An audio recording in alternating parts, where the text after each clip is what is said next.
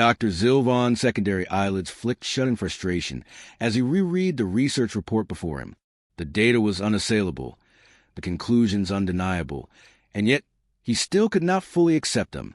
Humans of all species were the most reproductively successful in the galaxy. He had spent years studying galactic demographics, fascinated by the intricate balance most species maintained. Civilizations expanded in controlled bursts, constrained by resource availability, social structures, or biological limitations. But humans, they spread like wildfire, defying every known model of sustainable growth. Their birth rates fluctuated based on war, peace, famine, and prosperity, but always they adapted.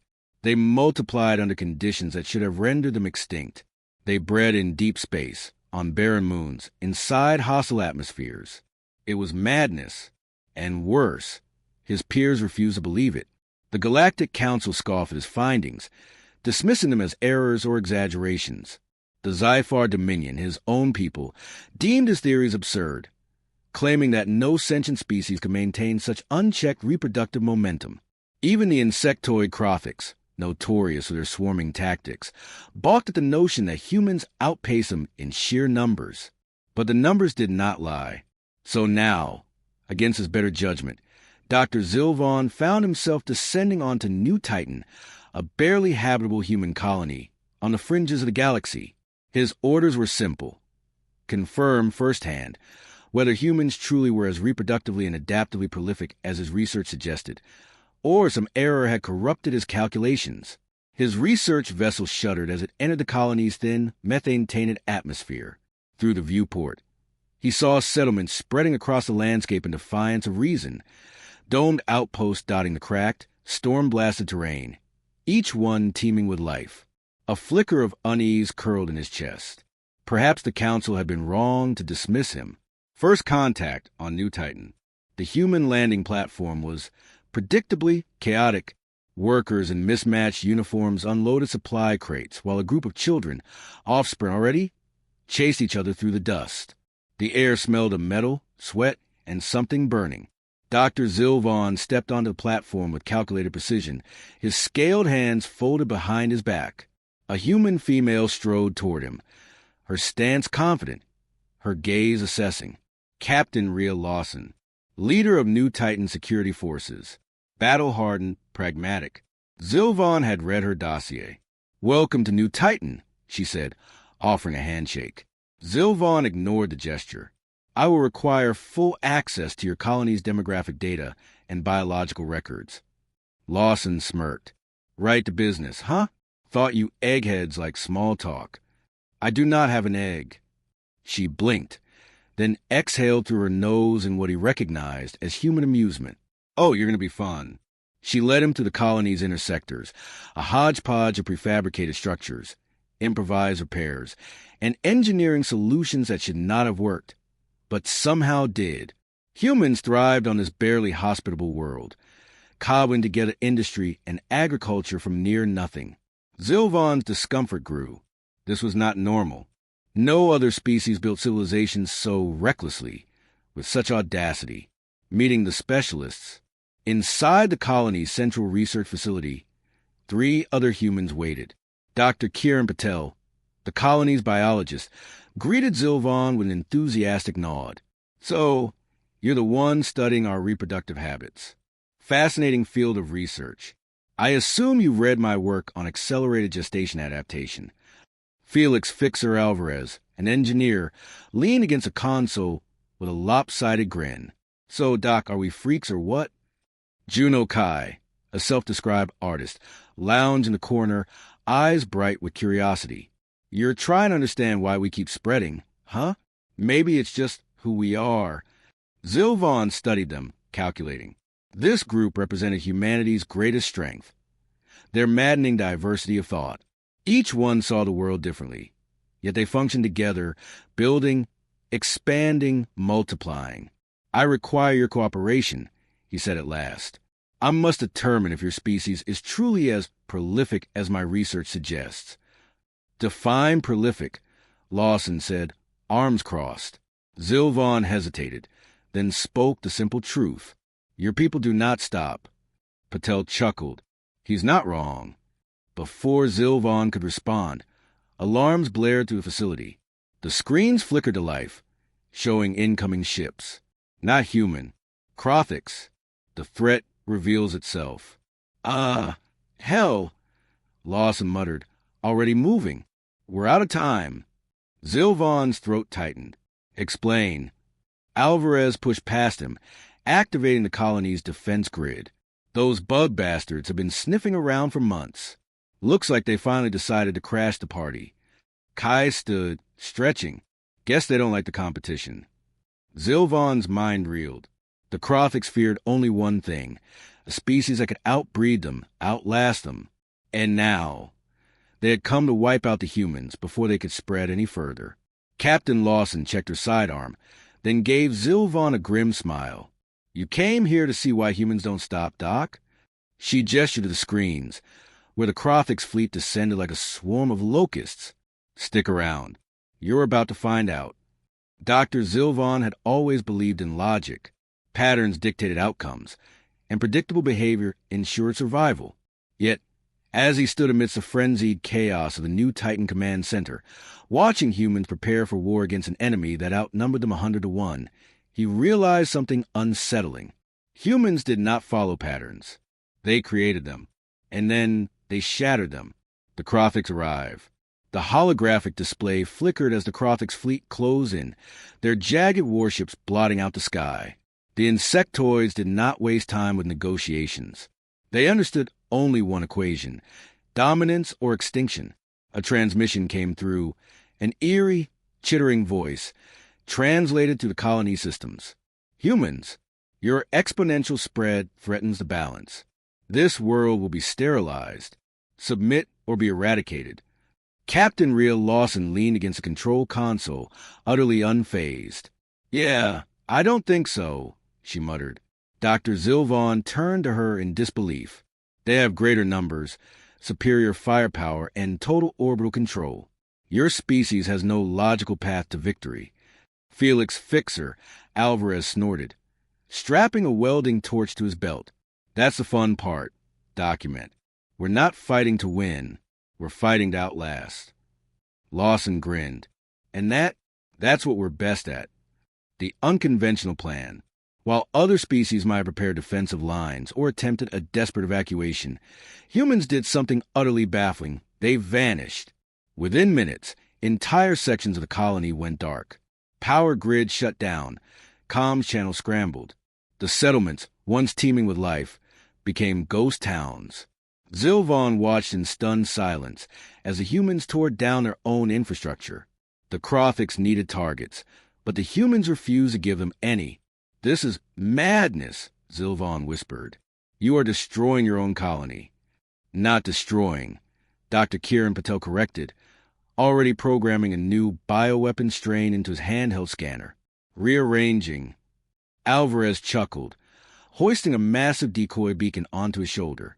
Time to make some bugs real confused. Guerrilla warfare, human style. Within hours, the Crothics invasion force landed, but they found nothing. No organized resistance. No vulnerable civilians. No infrastructure to sabotage. Instead, they found phantoms. Decoy settlements emitted fake heat signatures, leading Crothics forces into empty structures rigged with traps. Biological disruptions threw their senses into disarray. Dr. Patel had hacked their pheromone signals, making them perceive their own kind as human imposters. Juno Kai, the wild-card artist, had covered key buildings in optical illusions, making entire sectors appear abandoned when they were actually bustling with activity. In their desperation to find the real colony, the Crothics forces turned on each other, tearing through their own ranks in a frenzy of miscommunication. Dr. Zilvan watched in sheer disbelief. This is impossible. You are not fighting them. You are tricking them. Lawson shrugged, beats getting shot. The Crothics adapt, but so do humans. The Crothics, despite their aggression, were not unintelligent. It took them mere hours to adjust. They stopped chasing phantoms. They started calculating. And then they deployed scorch tactics. Zilvan recoiled as orbital fire rained down, reducing entire sectors of the colony to slag. The Crothics did not need to fight the humans. They only needed to wipe the land clean. "We need an escape plan," Zilvan insisted. "This planet will be rendered uninhabitable." "Escape?" Alvarez laughed as he tossed a bundle of homemade explosives into a Crothic supply cache. "Nah, document. We're just getting started." Zilvan's scales flushed dark with unease. "You cannot outgun them. You cannot outrun them. What are you possibly hoping to accomplish?" Patel glanced up from his scanner, grinning. "Oh, we're not fighting the Crothics anymore, my friend." He turned the screen so Zilvan could see a real-time map of the colony, expanding rather than shrinking. "We're outbreeding them. The ultimate weapon, growth." At first, Zilvan thought he had misheard, but then he saw it. Underground nurseries had been activated, where human embryos, hundreds of them, were being accelerated in artificial gestation chambers. Cloning stations ramped up livestock production. The humans weren't just surviving. They were multiplying at a speed that defied galactic norms. Colonists, instead of fleeing, had expanded their underground networks, establishing new settlements faster than the Crothics could destroy them. And the Crothics noticed. Zilvan could feel their fear in the desperate, rapid-fire transmissions intercepting their comms. "They do not diminish. Their numbers increase as we fight. They are a plague, a disease. They must be eradicated." But the Crothics were out of time. Their ships were running low on resources. Their forces were dwindling, not from human attacks, but from the sheer, overwhelming impossibility of their enemies' resilience. Humans did not fight fair. They spread. The breaking point. Zilvan watched in silence as the Crothics' fleet began to fracture. Some ships turned away, retreating to the void, their commanders unwilling to waste further resources. Others descended into paranoia, believing their own ranks had been infiltrated. And then they fled. The Crothics abandoned New Titan, leaving nothing but the wreckage of their failed extermination attempt. As the last warship vanished into the stars, Zilvan turned to Captain Lawson, his mind reeling. You outlasted them." Lawson grinned. "Told you that's what we're best at." The humans erupted into cheers, embracing, laughing. It was not the victory of conquerors. It was the victory of survivors. And Zilvan, for the first time in his life, understood what made humans truly terrifying. It was not their weapons. It was not their tactics. It was the fact that no matter the odds, they never stopped growing. Dr. Zilvan stood at the edge of the scorched battlefield, the air thick with the acrid scent of melted metal and burnt chitin. The Crothics had fled, but not in the way a defeated army retreats. No, they had abandoned New Titan in horrified disbelief, as if they had glimpsed something they could not comprehend, could not defeat. Zilvan understood that feeling well. He was experiencing it himself. The humans had done what no species in the galaxy should have been capable of. They had outlasted a superior force not by brute strength, but by sheer, unstoppable growth. While the Crothics had burned and slaughtered, humans had built and multiplied, outpacing their destruction. And now, the Crothics were gone. The humans had won. Assessing the aftermath. "Casualties?" Captain Rhea Lawson asked, arms crossed as she surveyed the wreckage. "Minimal," Dr. Kiran Patel replied, flipping through his datapad. "Mostly structural damage. Some of our cloning vats got knocked out, but production levels are still ahead of schedule." Cloning vats. That phrase sent a fresh wave of unease through Zilvan. Felix Fixer, Alvarez kicked a discarded Crothics rifle, smirking. "So, Doc, did we break your little alien brain yet?" Zilvan did not answer. He was too busy calculating. The Crothics, one of the most feared warrior species in the galaxy, had just suffered a complete psychological collapse. Not because they were outgunned, but because they could not keep up. Humans weren't merely resilient. They were relentless. But that raised a more unsettling question.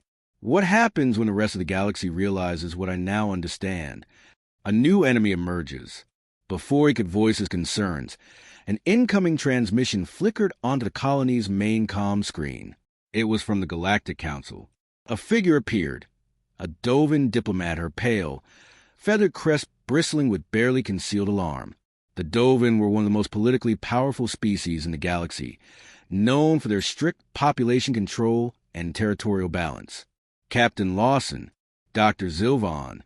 Her voice was strained, carefully measured. We have received intelligence regarding your conflict with the Crothics. Lawson raised an eyebrow. You mean the part where we kicked them off our rock? The Dovin ignored her. The Council has convened an emergency session. The implications of your colony's reproductive capabilities have not gone unnoticed. Certain factions believe humanity presents an existential threat to galactic stability. Zilvan's throat tightened. He knew where this was going. The Zyphar Dominion and the Dovin Accord had proposed immediate containment measures. The diplomat continued. Your expansion must be regulated. Alvarez let out a low whistle. Oh, here we go. Patel sighed.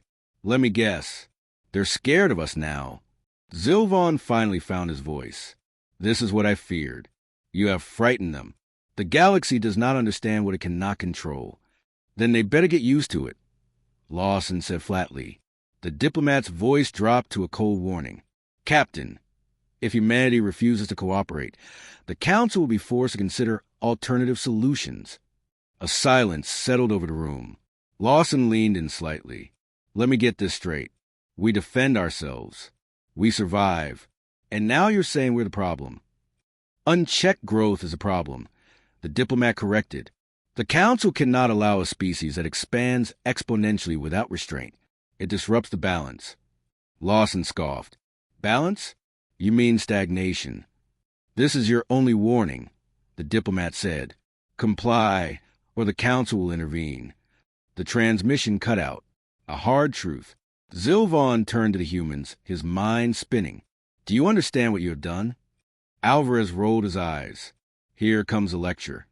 You are no longer just a species in the galactic order. Zilvan pressed. You are a force of nature. The others will not let you spread unchecked. They will try to contain you.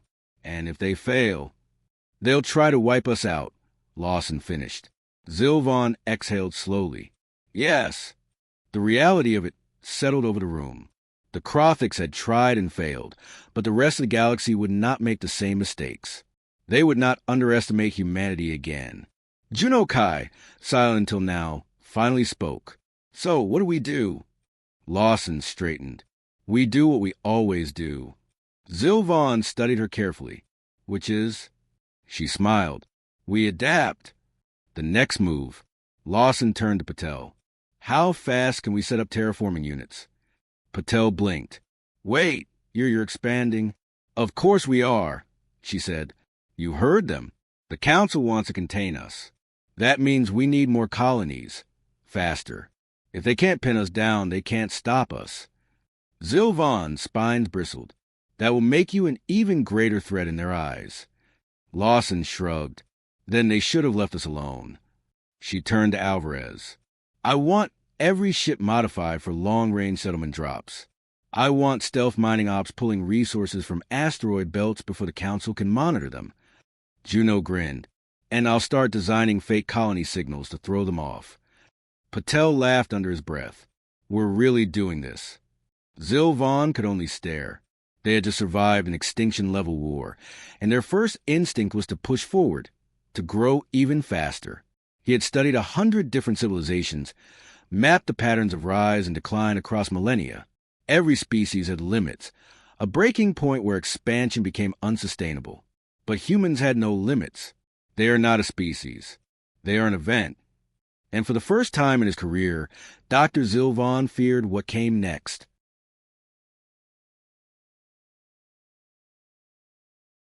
Dr. Zilvan had always believed himself a rational being. He had dedicated his life to the pursuit of knowledge, to understanding the great patterns of the galaxy. But as he watched the humans of New Titan prepare for what was to come, he realized that the patterns he had spent a lifetime studying were no longer relevant. Because humanity did not follow the rules of galactic civilization. They rewrote them. The Council's response. It did not take long for the Galactic Council to act. Within 2 standard weeks, reports flooded in from across the sector. Council ships mobilizing, stationing fleets near known human colonies. tightening their grasp on the trade lanes humans relied on. The message was clear: comply or be crushed. But the humans had seen this coming. Containment? Captain Rhea Lawson scoffed as she studied the latest intelligence reports. They're underestimating us. Again. Dr. Kiran Patel tapped at his datapad, a grin forming. They don't realize how many colonies we've already seeded. By the time they even locate half of them, we'll have built twice as many more. Felix Fixer Alvarez smirked. And let's not forget our little surprise. Zilvon frowned. What surprise? Lawson's eyes gleamed. You'll see soon enough. Document. The Council's first strike. The Council's forces struck first, descending upon Eden for a newly established human outpost. Their fleet surrounded the planet, demanding surrender. The humans didn't even argue. They vanished. By the time Council troops landed, they found empty cities, infrastructure intact but abandoned. It was as if the colony had simply picked up and moved overnight, because it had. The humans had already evacuated and rebuilt elsewhere.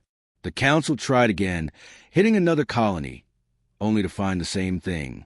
Abandoned settlements, misleading data, false signals. And then, as they scrambled to understand what was happening, the first human counterstrike hit, not with warships, not with soldiers, with more colonies. The unstoppable spread. New human settlements began appearing inside Council-controlled space, seemingly overnight. Entire asteroid belts, once barren, now contained flourishing industrial complexes. Council monitoring stations reported fresh terraformers landing on uncharted worlds, expanding human influence faster than the Council could even track.